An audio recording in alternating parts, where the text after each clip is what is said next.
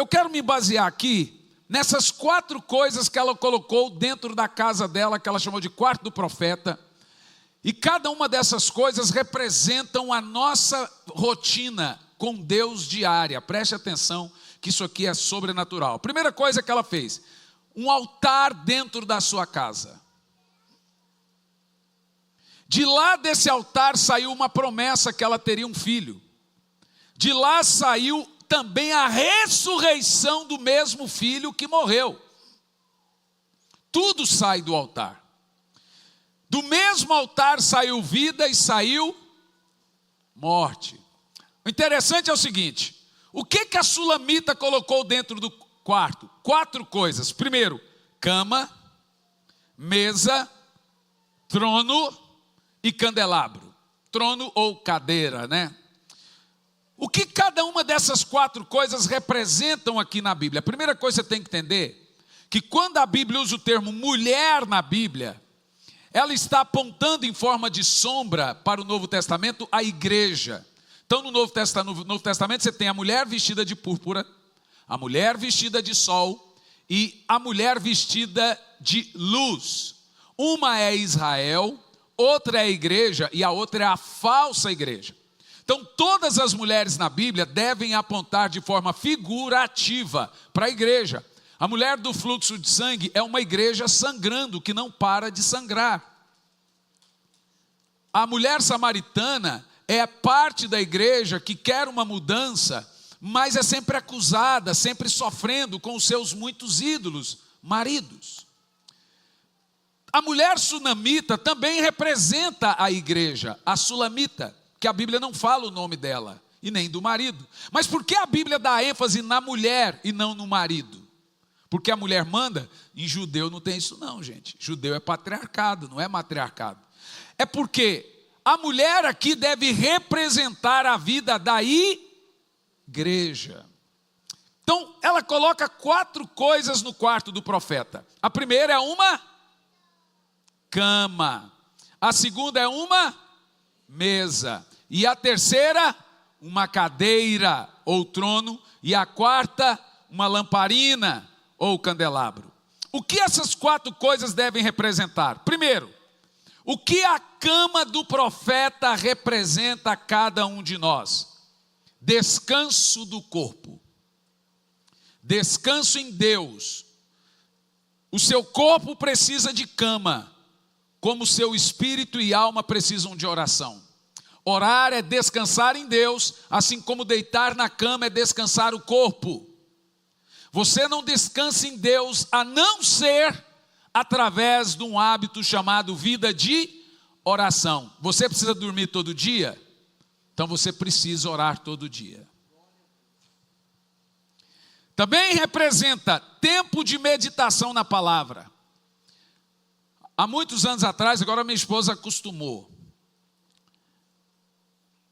Eu tenho uma mania, que eu acordo, dobro o travesseiro, ponho aqui embaixo da nuca e fico olhando para o nada, muitas horas. Depois eu levanto e vou orar. No início a minha esposa falou, casei com um doido. O que eu estou fazendo? Eu estou meditando naquilo que eu ouvi de Deus. Como eu posso colocar em prática aquilo, como eu posso colocar em prática outras demais coisas. Eu estou fazendo uma meditação.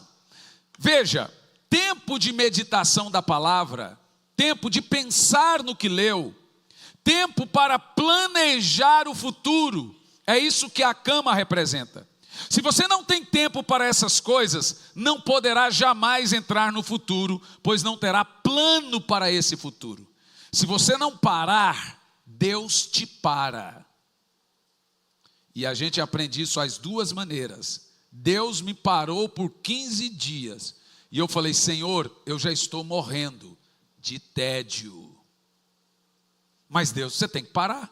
Para, você precisa descansar. Descansa. Faz todos os exames necessários. Todos os exames foram feitos. Nada tibiririca, 0 tibiririca. Nada. A hora que o médico falou, você não tem nada, eu falei, que droga, hein? Não. A médica, a doutora Simão, disse, o senhor está no nível elevado, acima de burnout. O senhor já não está queimando mais energia. o senhor já está no nível de estafa, estresse, o seu corpo vai te parar. E isso aconteceu, já já eu falo sobre isso.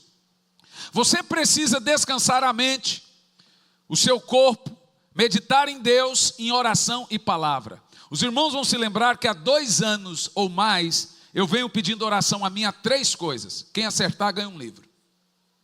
Por favor, ore pela minha saúde. Vamos lá? Física, mental e emocional. Muitos desses que não olharam para o pastor não levaram a sério o meu pedido de oração. Porque eu sei os limites do corpo humano. Eu estudei para isso.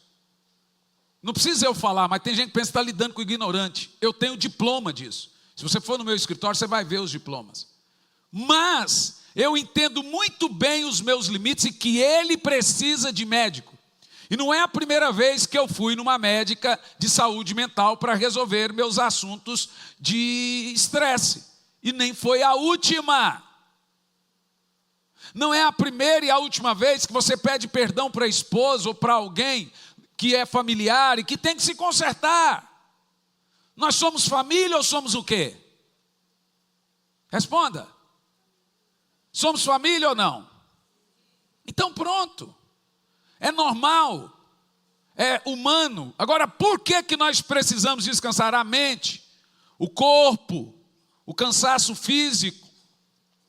Descansar as emoções, meditar. Davi usa o termo, põe-me em um passo verdejante, refrigera a minha alma. Davi está dizendo, eu preciso de um lugar, de uma fazenda, sentar e ficar olhando para o campo para espairecer a mente, para refrigerar as emoções, para sentir cheiro de mar, pé na areia, cheiro de mato, grilo cantando, aquele hino da harpa. Então os olhos dos bichos vão ficando, não é? Ou então aquele hino da harpa número 69, lá vai uma chalana. Não é da harpa não? Poxa vida, pensei que era. Você precisa, não é ter um tempo para sua esposa. Não sei se é obrigatório, se você não fizer isso. Mas você também precisa ter um tempo para você, para o seu corpo. Espairecer, sair. Ontem, eu faço isso sempre, saí com a minha filha. Dia de princesa, aniversário dela, então peguei ela, levei ela no salão, hidratação, mulher gente, fez a unha, maquiagem, comemos, fizemos tudo, se sentindo uma princesa, comprou o presente dela, chegou com hidratação e ela fazia assim, ó. Você precisa entender que isso é memória para ela, mas e as suas? Você tem que construir as suas memórias. Você precisa ter tempo de meditação em Deus, de oração, de ler a palavra. Tudo que você leu, agora você precisa ter um tempo quieto, pensando, ruminando naquilo que você leu. E essas coisas normalmente a gente faz na cama. Mas ultimamente você tem usado o celular na cama. A cama é lugar de descanso em Deus, lugar de meditar na palavra, lugar de planejar o futuro, ficar pensando, como vou agir nisso? Aí tem umas mulheres que pensam, 3 vão acordar, amor, tive uma ideia. Lá em casa é o contrário. Lá em casa eu acordo, minha esposa, amor do céu, Deus falou comigo isso, nós vamos agir desse jeito. Ela, tá. Mas vamos lá. Por que você precisa descansar a mente, o corpo e meditar em Deus em oração e palavra? Senão você não pode ouvi-lo. Deus não fala com quem não fala com Ele. Tem gente que reclama, por que Deus não fala comigo? Ué, porque você não fala com Ele? Mas eu nunca ouvi a voz de Deus. É porque Ele também nunca ouviu a sua. Experimente falar com Ele, você vai ver se Ele não vai falar com você. Na cama você medita na palavra de Deus e depois nas próximas ações que você vai tomar mediante as meditações.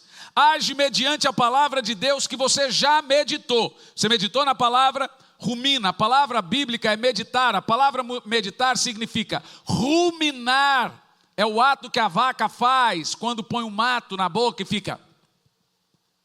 Você lê a palavra e agora fica meditando, ruminando Antes de engolir, você tem que meditar na palavra, naquilo que você já leu. E esse lugar você faz em lugares quietos, silenciosos. A sua mente precisa estar quieta para ouvir Deus. Segunda coisa que a sulamita colocou no quarto, a mesa. O que a mesa representa no quarto do profeta? Provisão de Deus, ceia. Temos aqui o que nós chamamos mesa do Senhor. O pão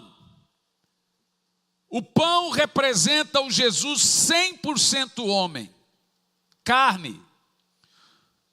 O vinho representa o Jesus 100% Deus, o Espírito. Então agora, Melquisedeque deu a Abraão pão e vinho. Deu a ele todo o corpo de Cristo. Quando você toma da ceia, você está assentado à mesa particular de Deus. Quando você participa da ceia, você está participando do corpo de Cristo, 100% Deus, o sangue, 100% homem, o pão. Por isso que quando você faz isso, você medita no Senhor até que Ele venha. Neste caso, é isso que a mesa representa. Agora preste muita atenção no que eu vou falar, é grave. Foi uma mesa que Lúcifer se rebelou.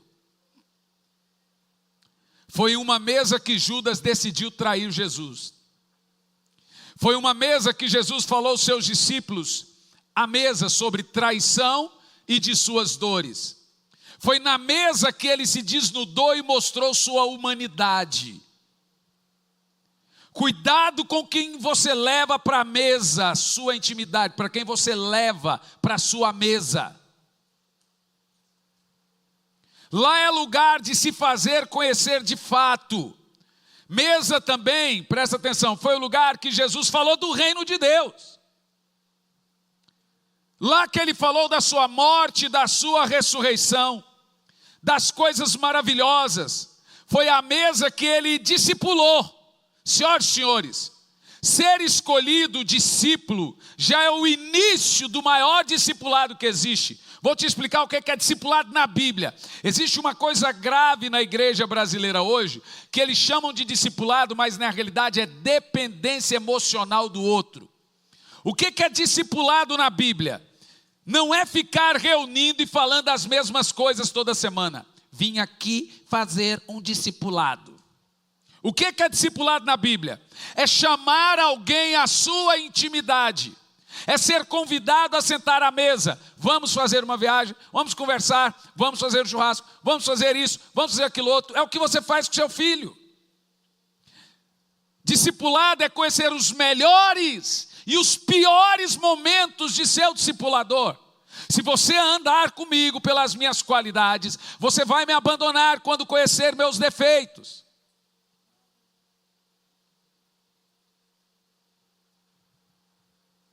Discipulado não é dependência emocional, é dependência espiritual. É ter alguém que você sabe que está orando por você. No último culto foi um jogador de futebol e a filha do apresentador, não é muito conhecido no Brasil não. E eles foram lá e quiseram conversar comigo, que surgiram entre eles, esparramou nos jogadores, que eu orei para os jogadores, e eles todos estavam contundidos, agora estão jogando, fazendo gol, e foi lá o jogador. E a menina me perguntou se eu iria no programa aqui contar meu testemunho. Estou imaginando eu contando. Falei, não. Mas veja, o que é discipulado? É a pessoa entender que ela precisa de um mentor espiritual. Pastor, eu preciso de você. Eu preciso recomeçar. Eu preciso pôr minha cabeça em ordem. Preciso. O que o senhor pode fazer comigo? Falei, a única coisa que eu faço todo mundo. Eu oro todo dia de madrugada. E eu vou pôr seu nome na oração. Então, me faça a lista da oração que você quer. Ele fez a lista. Agora nós vamos jejuar junto. Quantos dias? 30. Mas como se todos os outros jogadores que não conseguiam jogar, jejuaram 30 dias. Vamos orar como? Todo dia, 5 da manhã, por 30 dias. Eu topo. Pronto, topou. Sabe qual é o nome disso? Veja, não é ficar dependente emocional, não é guruzismo. Eu sou seu pastor, não sou seu guru. É você saber que tem alguém orando por você. Que se você precisar de um socorro, você sabe aonde ir. Não é tipo assim, pastor nunca me discipulou, do tipo assim, me diga o que eu tenho que fazer, minha cortina é roxa, ou como é que eu ponho o piso da minha casa? Caso ou compro uma bicicleta, pastor? Então hoje no mundo existe esse conceito de que só há um discipulado se alguém ficar marcando toda semana para sentar com você e contando o que você deve ou o que você não deve fazer. E a pessoa vai ficando num didaquê, numa dependência emocional como ficam de psicólogos. O que é discipulado na Bíblia? Transferência de vida. Por isso que Davi disse, prepara uma mesa comigo e meus inimigos. Entenda, senhores, que ele não falou amigos. Não foram os inimigos de Jó que foram contra ele na hora do seu maior sofrimento. Foram os amigos de Jó. E a Bíblia diz que Deus abençoou os amigos de Jó, porque Jó orou por eles. Discipulado é transferir da sua vida para alguém que você convida. É trazer ele para a sua vida, para a sua mesa, para o seu convívio. Fazer ele ser parte de assuntos que outra pessoa não teria.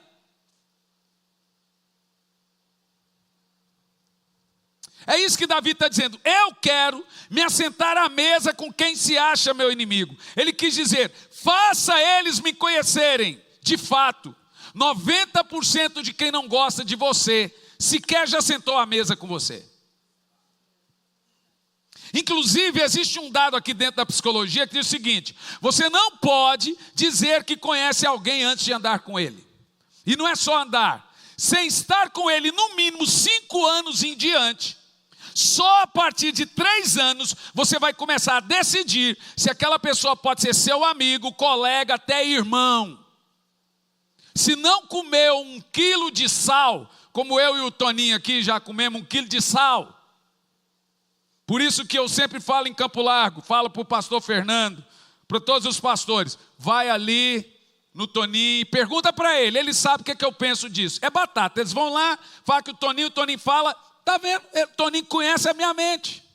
Anda comigo, Leca, foram para Bariloche, cuidaram de mim lá na Argentina, e eu estava muito bem cuidado, a pessoa para cuidar, mas ele sabe como funciona a minha mente. Meu filho, a garotinha simples foi falar para minha filha, mas o seu pai gritou, minha filha disse, engraçado, meu pai não grita em casa.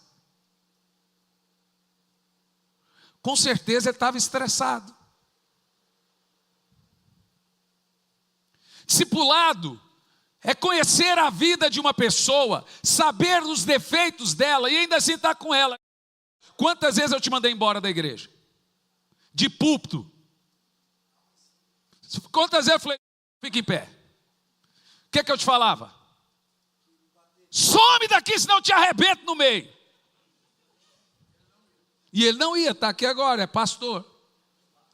Ai, pastor, que lindo isso. Mal, ele era um rapaz muito problemático. Já contou o testemunho. Era viciado em cocaína, ia para a igreja e cantava as irmãs. Hoje é um homem de Deus que eu amo, admiro. E eu assim, gente, eu não abandono gente que erra não, tá? Eu ponho tira-colo e vai andar comigo, disciplinado, mas anda comigo. Sabe qual é o nosso problema? A gente está acostumado com gente que finge.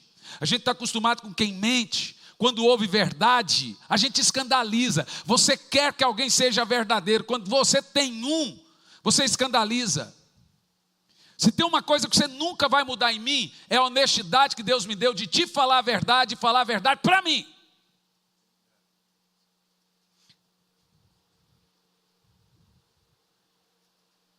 Mas se você quiser um pastor que finja ser muito amoroso, porque no mundo de pessoas más, cheias de pecados, um pastor muito amoroso não existe não.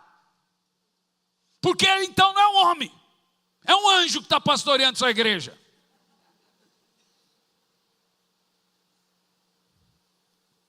Olha, se o povo está cheio de pecado, cheio de coisa arada, e o cara não corrige, então quem está errado? Fala para mim.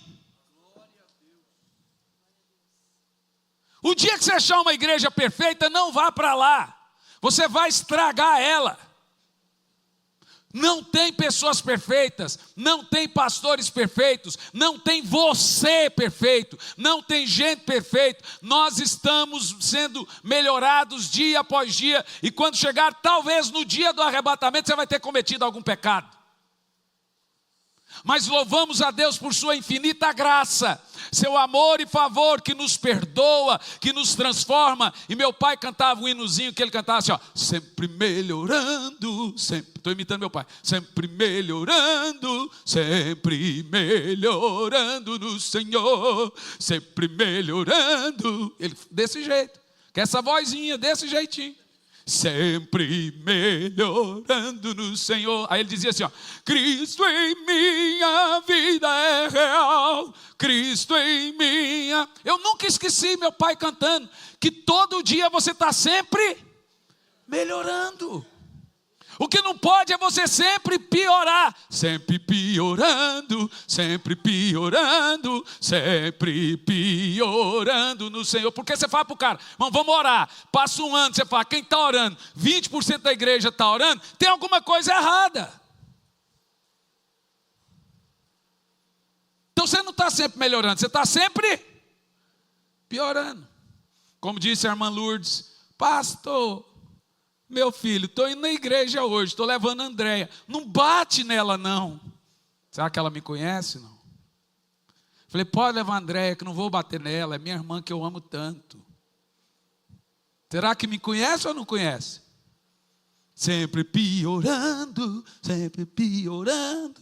Como Ulisses gosta de pegar no pé da Cami. Show Cami. Aí ele olhou para a cama e estava aquela música Eu Te Busco. Ele olha e fala assim, eu te odeio, eu te odeio. Sabe o que eu estou dizendo para você, meu irmão? Que você não pode ser a pessoa de ontem. E você não pode ser a pessoa de depois de amanhã. Você tem que melhorar. Errar, você vai errar 1 milhão de vezes. Você só não pode repetir. E se repetir, vai lá e conserta até não repetir mais.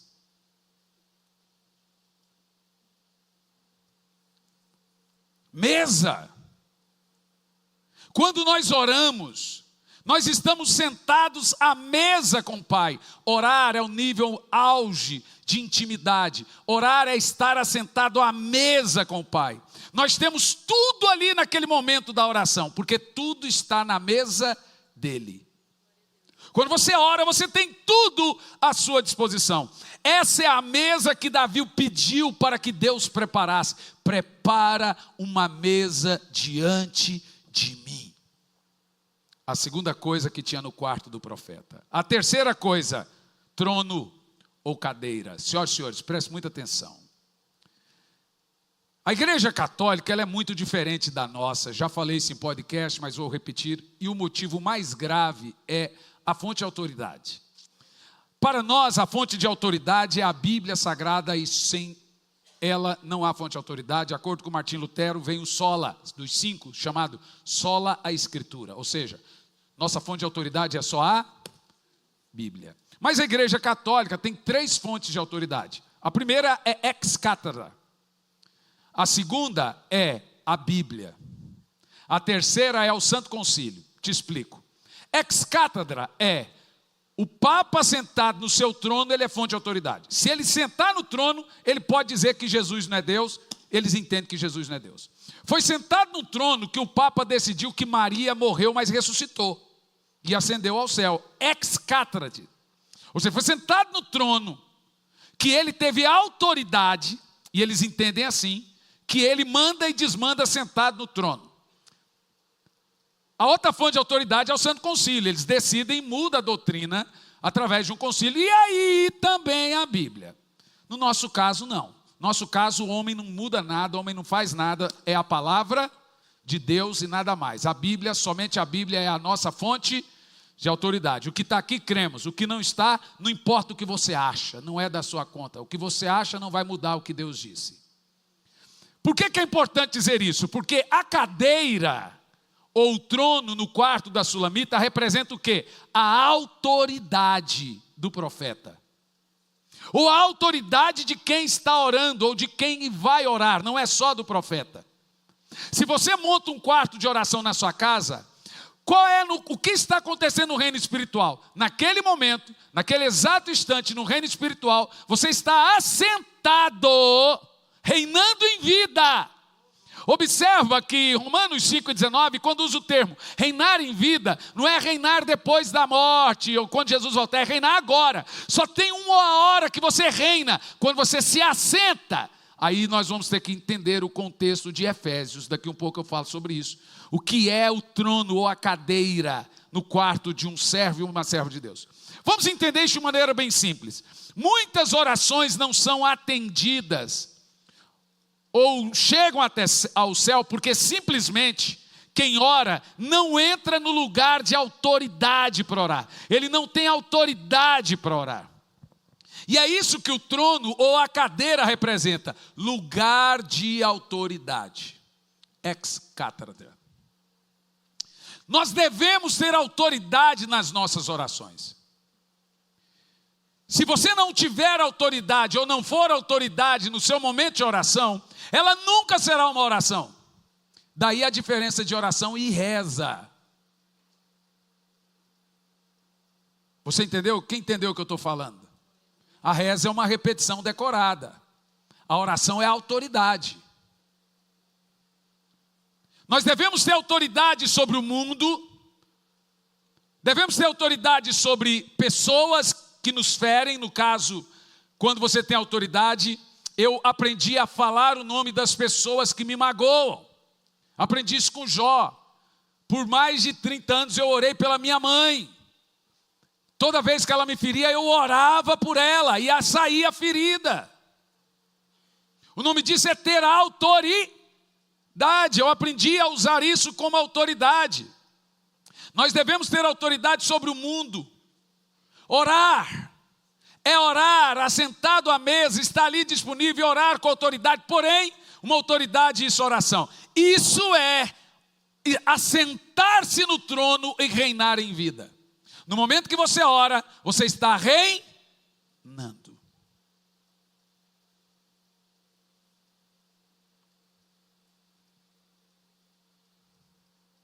Preste atenção. O que eu vou te falar aqui é o mais grave e o mais sério, ou talvez o mais importante. Uma coisa é você orar como um ministro. Outra coisa é você orar como um filho. Estávamos hoje no restaurante e veio um senhorzinho, não sei se era gerente ou que é do restaurante, com um bottom de um comendador. Eu já olhei no bottom e falei assim, ele não podia usar esse bottom. Esse bottom é de uma autoridade, é um chefe de estado. Um senhor bem de idade. Eu olhei assim para ele e falei assim, ó, só uma pergunta, na frente de todo mundo. Eu falei assim, por que o senhor está usando esse bottom? Ele falou, foi Castelo Branco que me deu. Eu falei, gente, se Castelo Branco já morreu e já morreu velho, esse homem então tem quantos anos? E estava escrito no boto, Comendador Castelo Branco. Ninguém vai importunar. Marechal Castelo Branco. Eu falei, ninguém vai importunar um senhor daquela idade que ganhou naquela churrascaria milenar pelo jeito. Quando Deus disse haja luz, aquele diácono daquela churrascaria estava trocando o soquete. Ele foi diácono na Arca de Noé, porque ele tem um boto do Marechal Castelo Branco, senhoras e senhores. Então você tem que entender uma coisa muito interessante. Existe uma diferença em você chegar diante de Deus e orar como um ministro, um chefe de estado, e aí você ora ao Senhor dos exércitos, e você chegar diante de Deus e orar como um filho, a um pai. Qual você quer? Mas depende do dia. Porque existe uma diferença de orar no trono e orar à mesa.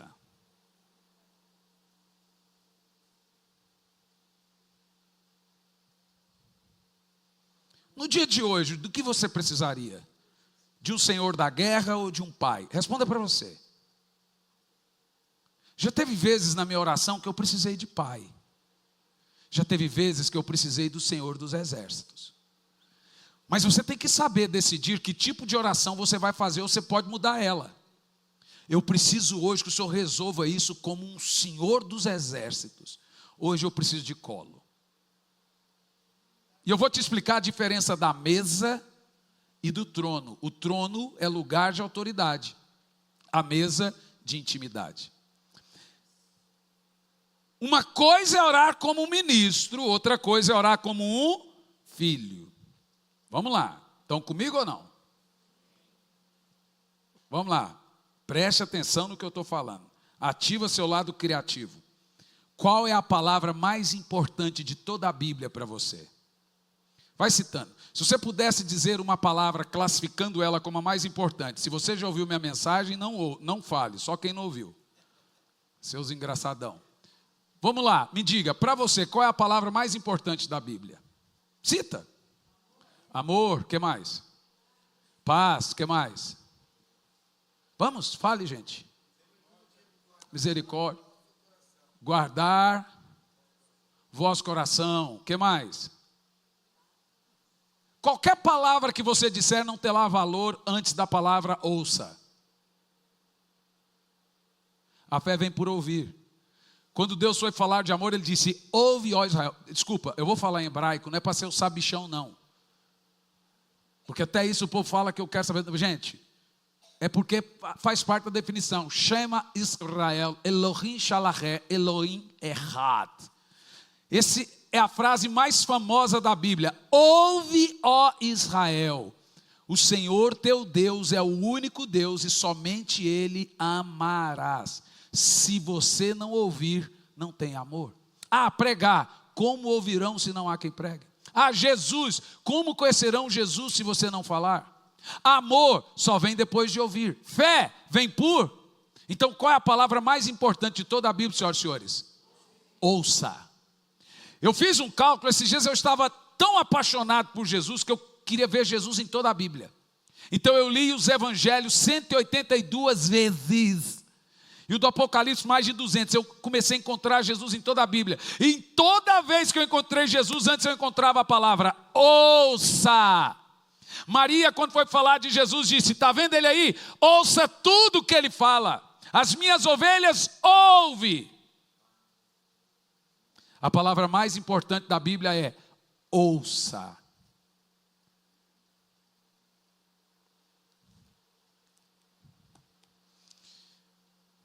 Então, ouça.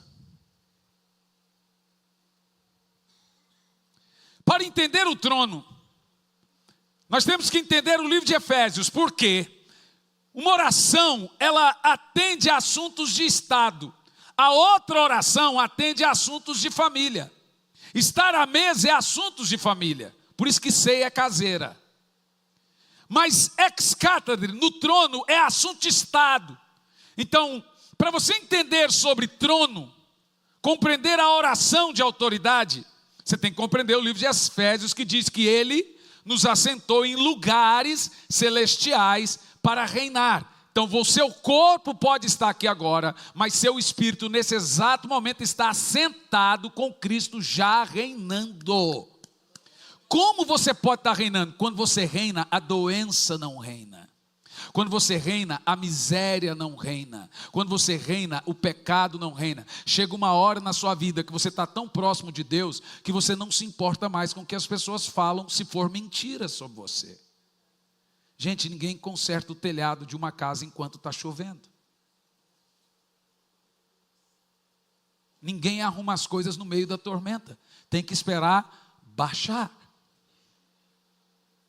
Se eu pudesse te dar conselhos, esse seria o maior deles. Ouça. Espera a conclusão de toda uma história e não vá pela cabeça dos outros. Toda história vai concluir, todo seriado tem o último capítulo. Ouça. Ouça. Ouça dois lados, ouça um, ouça outro. Vai pela sua e depois tire a sua conclusão. Estar assentado reinando com Cristo é, eu reino sobre as circunstâncias, ainda que elas sejam difíceis, eu estou como a mulher sulamita, vai tudo bem. e sempre fica tudo bem. Sempre fica tudo bem. Na minha casa, na sua casa, no meu condomínio, no seu condomínio, para o seu vizinho, no seu trabalho. Tem dia de tormenta e tem hora que a tormenta passa e fica tudo bem. Qual é o nosso erro? Por causa de 5 segundos a gente perde tudo. Se Eva tivesse dito, espere um pouco, dona serpente, vou ali falar com meu marido e já volto, você estaria com Jesus no paraíso. Mas por causa desse infeliz, desse corintiano, desse Adão, é pesado, o negócio é grave. Por causa dele, Eva sequer quis ouvir o marido. Mas você sabe o que é o pior? A Bíblia não diz nada, a Bíblia diz que o marido estava do lado dela enquanto a serpente se avecava a ela. O cara ficou calado.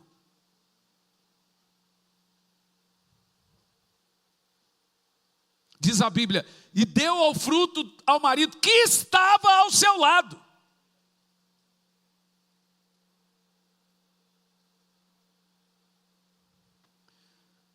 Mas eu quero que você entenda que para Deus as coisas não terminam quando acaba.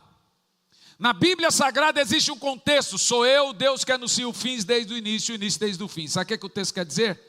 O fim para Deus pode ser apenas o começo. Sua história não acabou.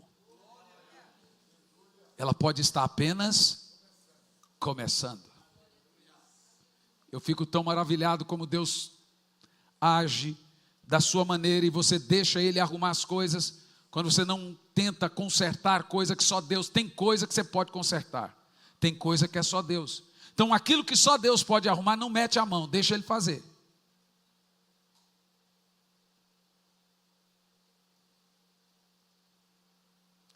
Em quarto lugar, candelabro ou lâmpada. Quais foram as 4 coisas que a mulher colocou no quarto do profeta?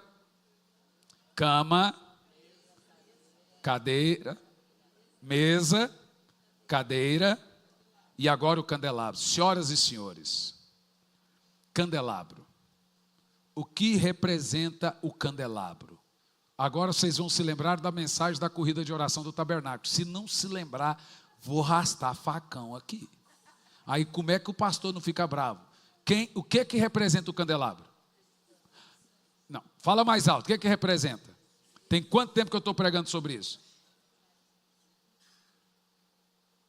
Mas por que o senhor continua pregando sobre isso? Porque só 3 respondeu. Pelo jeito vai demorar mais uns 10. O que representa o candelabro? O Espírito Santo. Uau, presta atenção. O candelabro representa revelação. Espírito Santo. Espírito de profecia. Espírito da graça. Espírito de poder. Revelação da glória e revelação da unção. Em sua hora na oração, você se dará conta que você acendeu as lâmpadas. Veja bem, as 2 coisas apenas que a sulamita precisou para ter um filho foi, senhoras e senhores, presta atenção, conta até 5, mas não na sua cabeça, como no relógio. Porque a gente conta até 5, 1, 2, 3, 4, 5. Não, conta no compasso do relógio. Vamos lá.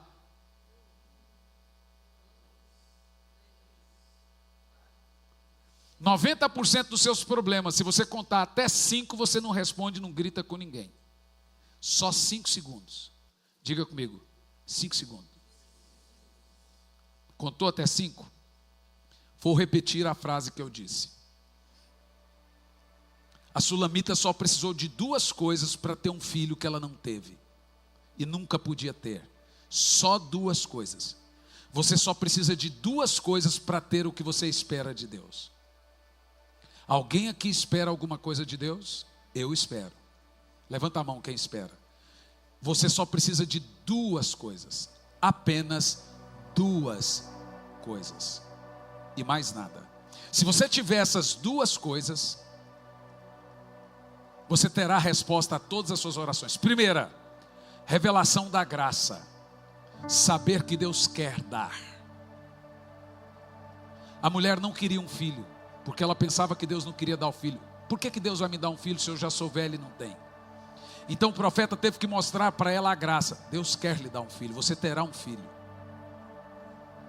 Eu vim aqui para dizer que a graça é melhor que o pastor. Eu não sou o melhor pastor do mundo. Se eu fosse, eu teria uma igreja de 5.000 pessoas. Mas também não sou o pior. Se eu fosse, eu estava casado 5 vezes. Teria mentido, ou colocaria o dinheiro, a mão no dinheiro da igreja, ou eu controlaria isso, ou mentiria em cima de um púlpito, ou mentiria para você, ou faria as coisas e não pediria perdão. Todo mundo tem seus defeitos. Mas você tem que decidir que tipo de gente você quer que controle você, porque todo mundo te controla, até seu cachorro manda em você. Mas é você que escolhe. O patrão que você tem foi você que escolheu. A mulher que você tem foi você que escolheu. O marido que você tem foi você que escolheu.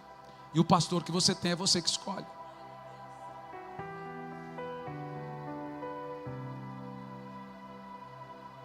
Ouça. E só tem uma maneira de ouvir e escutar. Ouvir e escutar é diferente. Todo mundo aqui pode começar a falar. Mas se o seu filho falar, todas as outras vozes somem para você. Você só vai ouvir uma voz. O Senhor diz: no meio de tantas vozes, as minhas ovelhas ouvem a minha voz. Nós estamos no meio de confusão teológica. E no meio de tanta confusão teológica, você tem que voltar a sua voz para Jesus, meu irmão. Senão você não vai ficar de pé. Então, ouça.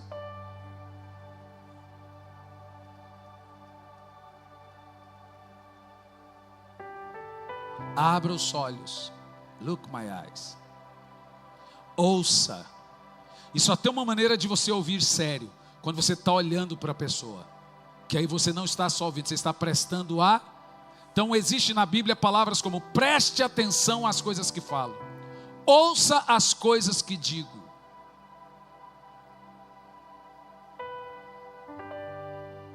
Porque ouvir só se ouve quando você olha no olho da pessoa. Senão você só está escutando. Por isso que você prega e as pessoas não entendem, porque elas não estão prestando atenção. Olhe nos meus olhos e ouça. Revelação da graça. A Sulamita teve um filho que não teve, porque o menino morreu. E ela ganhou um filho que perdeu, porque o menino ressuscitou. Quando a lâmpada está acesa, ela recupera o filho. E ela não só perdeu o filho, você vai se lembrar no texto, o contexto inteiro, que ela também perdeu as terras, Rob. E quando as lâmpadas são acesas, ela pega o filho e coloca onde? No altar que ela construiu. É aquele lugar, você tem que ter um lugar em casa para você olhar para Deus e chamar: Senhor, é nosso esse canto, é meu e seu.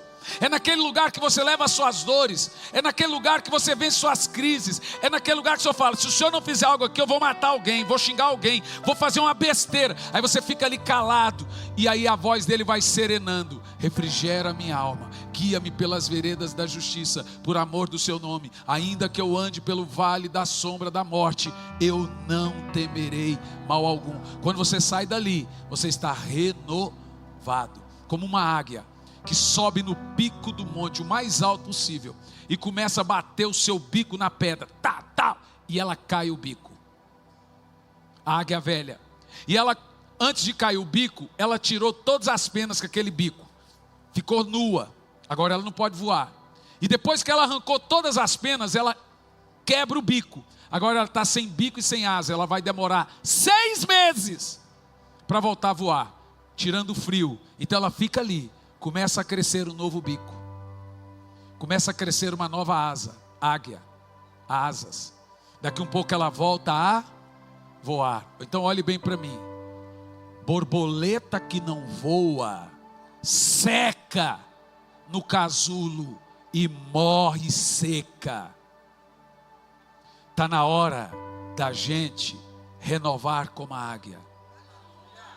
Antigamente Mark Sweet, essa você não vai lembrar de Renova-me. Renova-me.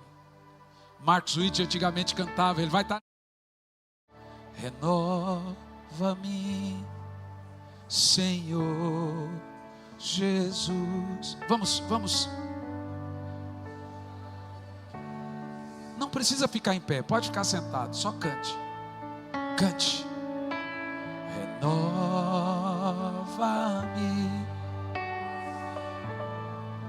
Olha a oração perigosa que você pode fazer. Põe em mim.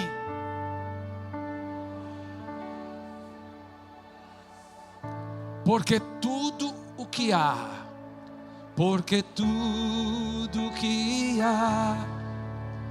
dentro de mim necessita ser mudado, Senhor. Porque tudo que há dentro do meu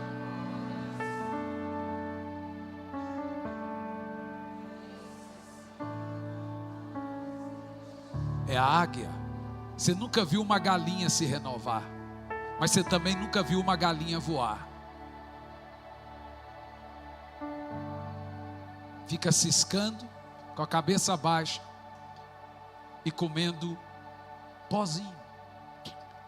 Águia voa alto, é grande, desse tamanho uma águia assim, ó.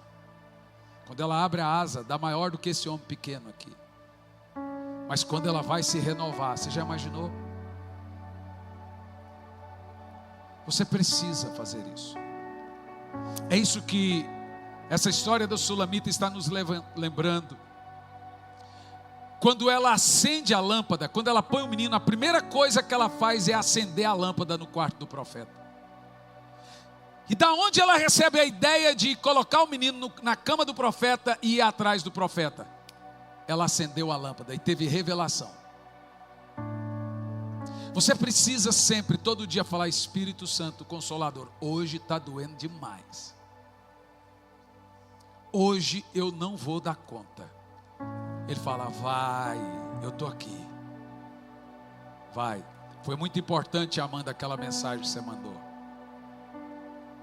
Pastor, a Amanda só escreveu: eu estou aqui. Foi um dia muito difícil aquele. E aquele negócio de estou aqui, eu estava orando e estava dizendo: Senhor, cadê o Senhor?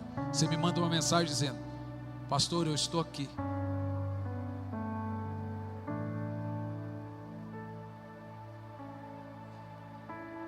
Você sente dor? Você sabe por que os anjos não têm perdão?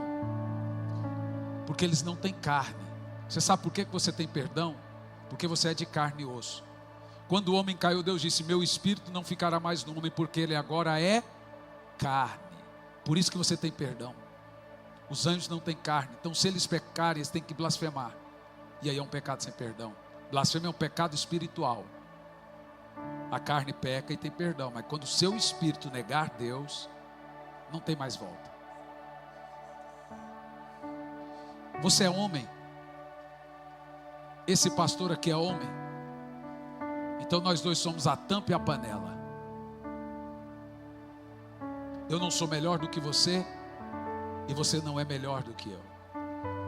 Nós precisamos da graça, do favor de Deus. Mas alguém precisa do favor de Deus ou só eu?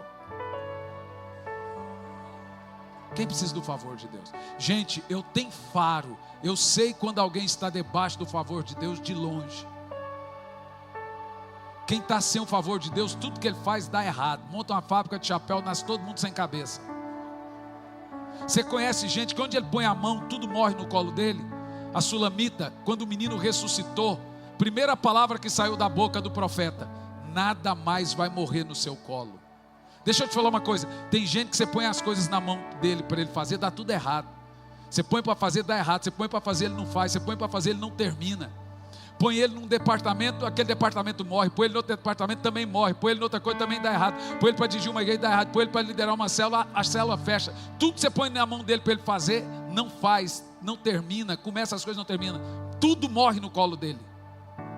Mas eu estou aqui para dizer que isso acabou. Nada mais vai morrer no seu colo. Eu quero que você faça como a águia. Saia daqui hoje renovado, dizendo: eu vou mudar esse ciclo. Eu vou mudar isso hoje. Chega. Eu vou arrancar as velhas penas e vou quebrar esse bico velho que quase não dá para comer, e vou esperar o tempo certo para as novas asas crescerem, para o novo bico crescer, e depois vou alçar os meus voos mais longos. É tão tremendo essa história da sunamita, porque o menino é um sobrevivente do lugar secreto. O menino é literalmente um sobrevivente de um quarto de oração. Gente, qualquer coisa na sua vida irá sobreviver dentro de um quarto de oração. Tem alguma coisa na sua casa que morreu? O amor, a família, a comunhão, as finanças? Arruma um quartinho para Deus ali, chama de nosso. Vai reviver na hora. Ainda que esteja seco, ao cheiro das asas brotarão.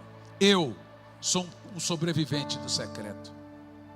Algumas pessoas me perguntam: como você tem tanta história e consegue superar todas essas histórias? Como é que você consegue superar essa pressão? A resposta é simples: eu simplesmente não consigo. Então, mas como não consegue? Eu todo dia estou ali à porta dele dizendo: abre, Senhor. Hoje é um dia que eu preciso.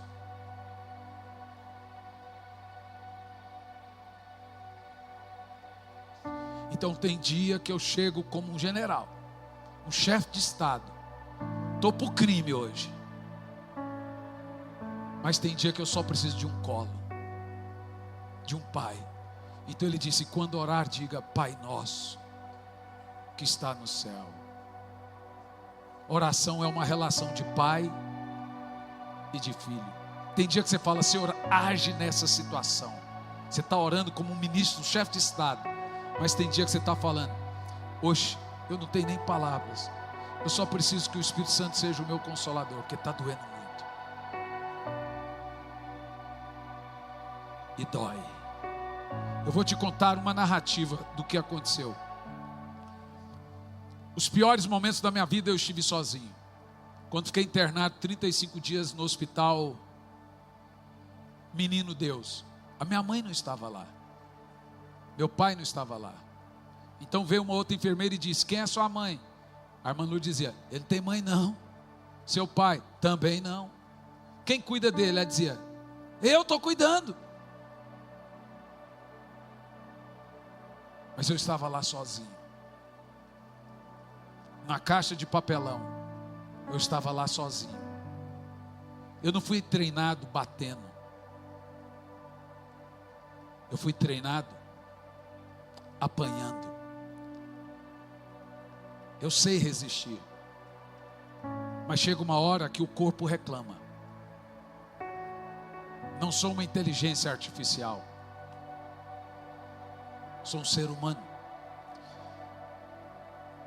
Todas as minhas dores são superadas diariamente no lugar secreto. Quantas vezes eu tenho que falar com o Fefe: calma, conta até 5, vai orar e depois vai pregar. Não conserta telhado com chuva.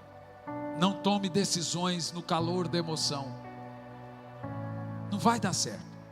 Você vai falar o que não devia, vai agir o que não devia.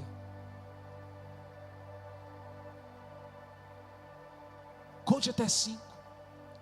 Diga assim: olha, amor, nós vamos ter essa conversa. Eu só te peço que não seja hoje. Me dê tempo. E aí nós vamos ter essa conversa. Porque se for ter, não vai prestar.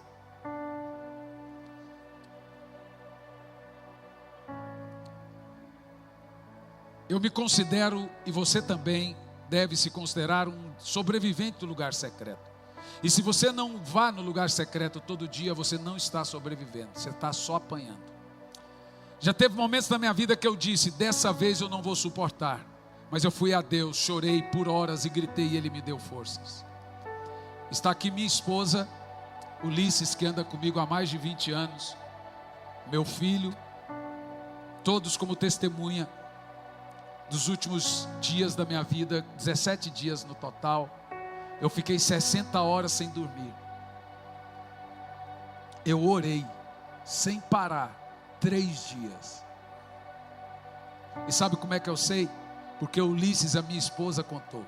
Teve vezes do Ulisses ir lá, tentar orar comigo, bater a porta. Estou orando, está orando ainda? Voltar a dormir, ir lá, bater a porta. Está orando ainda? E voltava, orava um pouco, voltava e dormia. Eu não tinha sono. Chegou um dia que eu estava orando, num desses dias aí, no meio da tarde, e eu me diagnosticando, é evidente. Eu estava sentado à mesa, eu, minha esposa, o Garcia, que é um dos seguranças, e o Ulisses. Eu falei: Ulisses, vem aqui, está chegando a hora. Ele falou: o que foi, Hernani? Os meus nervos estão entrando em colapso. Olha, as minhas veias ficavam dessa altura, e o meu coração começou a disparar, e eu ouvi o batido dele. Falei: cara, por aquilo que eu já estudei, eu vou ter sabe aquele canção da harpa da novela Chiquititas? Ela tá com piripaque, ela tá. Falei: então fica por perto, porque se eu cair aqui depois de 60 horas sem dormir, o seu corpo joga você em coma. Então fique aqui. Eu só te peço uma coisa, Ulisses: não deixa esse povo me internar, porque você sabe que eu não estou doido. Eu estou estressado, como disse a médica. Eu preciso dormir. Falei: tá bom. Ele foi lá e me pegou sabe aquele xaropinho que criança toma e dorme um monte, como é que chama? Desconject. E me deu um desconject e um Dramin. Dormi 4 horas. Depois eu acordei. Passei a noite toda orando. A noite toda. Foi 3 dias. Teve um dia quando foi das 6 da manhã. Não foi só eu, está aqui a pastora de Lourdes e o Ulisses, que teve a mesma visão. Entrou uma mulher de idade, os peitos tudo caído, e subiu no terraço da chácara. E quando ela chegou diante de mim, ela disse: eu sou a morte. A minha sogra viu essa mulher, Ulisses viu essa mulher. Eu lutei com ela a noite toda. Quando deu 6 da manhã, eu tive a certeza que eu ia ter um infarto. Eu falei: esse coração não aguenta isso. Desse jeito, com esse batimento, não aguenta. Vai dar explodir na hora. Isso se chama mega hipo. É quando a sua adrenalina explode todas as toxinas de uma vez no seu corpo. Faz assim, ó, de tanta emoção que você tem. E eu passei a noite orando e comecei a chorar, e eu disse como ele: Senhor, já basta. O Senhor sabe que se eu morrer agora, vai ser a melhor coisa do mundo, porque os meus livros, que estão entre os mais vendidos, vão triplicar a venda. Meu filho assume meu lugar, minha mulher tem um seguro de vida, mas eu só tenho uma menina de 7 anos que não é de maior. Minha esposa é de maior, meu filho é de maior, mas minha filha é uma criança. De repente eu vi uma escada, perto das 6 da manhã. E eu comecei a subir essa escada. Quando eu cheguei na porta, eu vi um dedinho que fez assim, ó. Como é que você ensinou os argentinos a falar, Leco? Aqui não, pico-pico. Coisa bem paranaense. Hernandes, você quer vir, eu te trago. Senhor, mas e minha filha? Trago ela também. Mas antes eu vou te dizer o que eu vou te dar nos próximos anos, se você não vier. Eu vou te dar 5 milhões de almas. Vou dar mais 3 milhões para os seus netos. Você vai viajar o mundo todo. E você é um emissário desse grande avivamento. Mas se você quiser vir, eu falei: Senhor, mas eu te quero. Paulo também queria. Elias também queria. Daniel também queria. Mas eu quero que você e tantos outros sejam levantados. Quer vir? Falei: Senhor. Ele me contou uma história. Um homem lutou comigo até 6 da manhã. O irmão dele queria matar ele. E ele estava com dor de morte. Ele esgotou tanto emocionalmente que ele gritou para morrer às 6 da manhã. Um outro gritou no Getsemane e disse: passa de mim esse cálice. Diz a Bíblia que Jesus esgotou mentalmente e suou sangue. Essa palavra na ciência se chama hemartitrose, é quando os seus polos dilatam e saem gotas de sangue dele. Tamanho é o esgotamento mental que você tem. E isso se dá quando você está num pânico, num medo terrível, numa luta. Jacó lutou. Quando deu 6 da manhã, ele subiu a escada e o Senhor olhou e falou assim: não é o final não. É agora que nasce a nação de Israel. Eu mudo o seu nome de Jacó para Israel. Eu ouvi Deus dizer: volta, você venceu a morte. Eu voltei. No outro dia, 3 da manhã, me deu outro pico de adrenalina. O meu corpo tremia inteirinho. Eu levantei todo tremendo, o corpo todo contraído, de estafa, de estresse, mega hipo. Diferente da depressão que você vai, o estresse, você está a ponto, você está para o crime. E eu num estresse assim, fui lá, escovei o dente, vesti a roupa, chamei o Ulisses, falei: Ulisses, vou fazer igual o cachorro agora, vou sair para morrer longe, deixa todo mundo dormindo, chama o Garcia embora.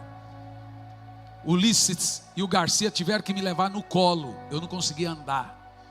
Cheguei no hospital, o coração disparado, chega que saltava para fora assim, ó, do peito, dava para ver. Me jogaram eletro da cabeça, todo o corpo, você imagina. E eletro, e eu falei, a coisa foi tão séria, que eu falei: ó, grava aí no seu celular algumas mensagens que eu quero mandar para minha esposa e o meu filho. Que eu cheio de máquina, tudo. Pressão alterada, tudo.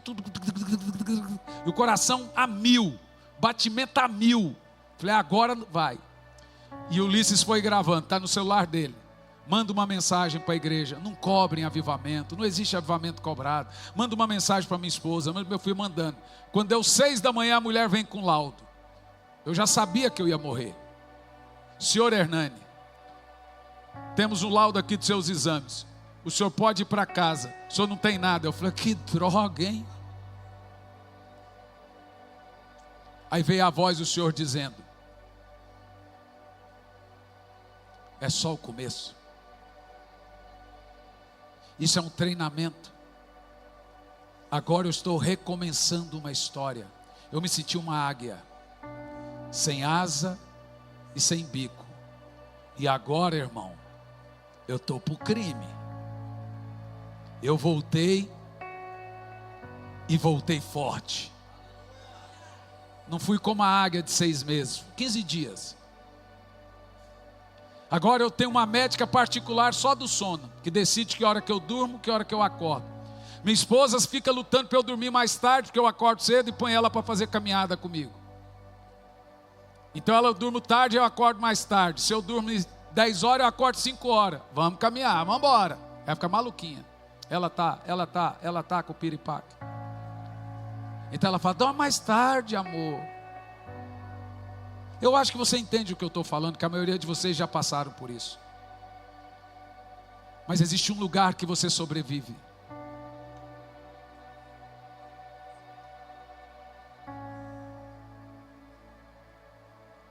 O secreto.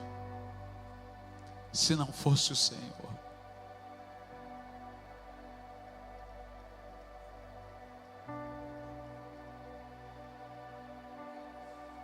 Se não for o Senhor. Vamos parar de olhar para homens e vamos olhar para Jesus. Se não fosse o Senhor.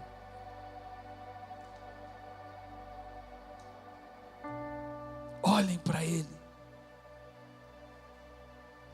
o autor e consumador da nossa fé. Nós pagamos a multa na Suíça. Foi um total de quanto, Cami? 8 mil reais?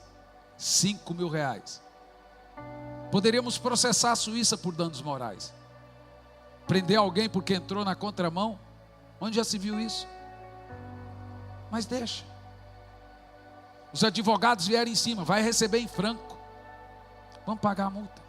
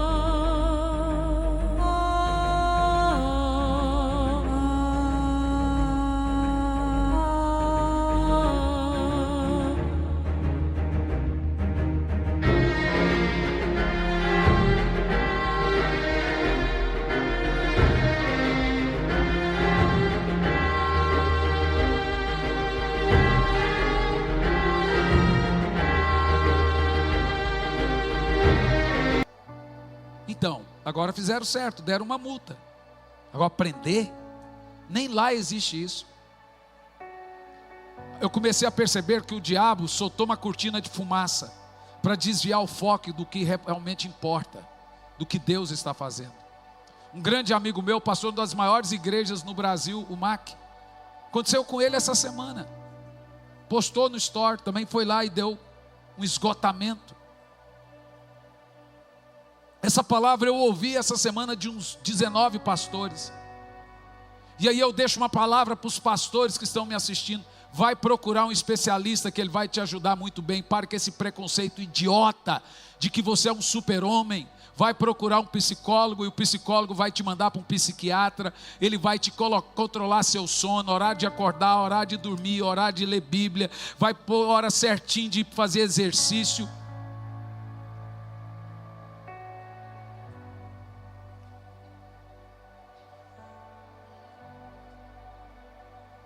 Se você precisa de estar com alguma coisa suspeita de câncer, você procura um médico. Qual é o nome dele? Oncologista. Se você precisa de um médico de saúde, qual é o nome dele? Não, senhor, está vendo que vocês não sabem?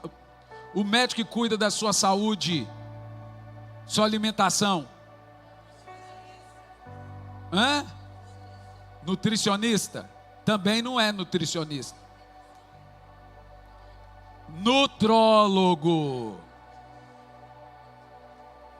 Nutricionista é como psicólogo, gente. É nutrólogo. Se você precisa de alguém para regular seu sono, colocar em ordem o seu dia a dia, qual é o nome dele? Psicólogo? Psicólogo é terapia. É muito bom. Eu faço até de graça, só não tem tempo. Mas o que você precisa é de alguém, um especialista, mas existe um preconceito. Psiquiatra é coisa de doido. Quem te disse isso? Psiquiatra cuida até do seu filho que faz xixi na cama. E você não vai precisar só uma vez.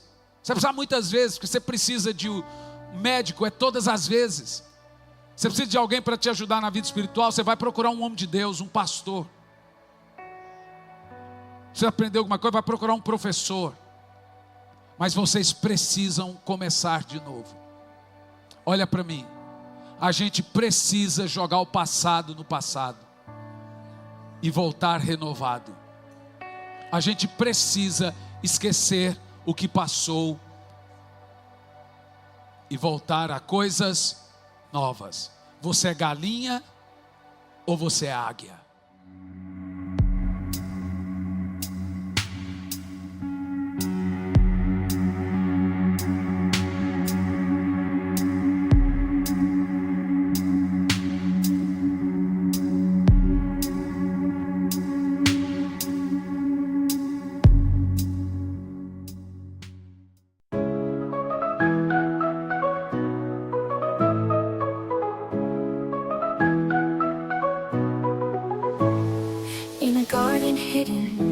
Flowers fade,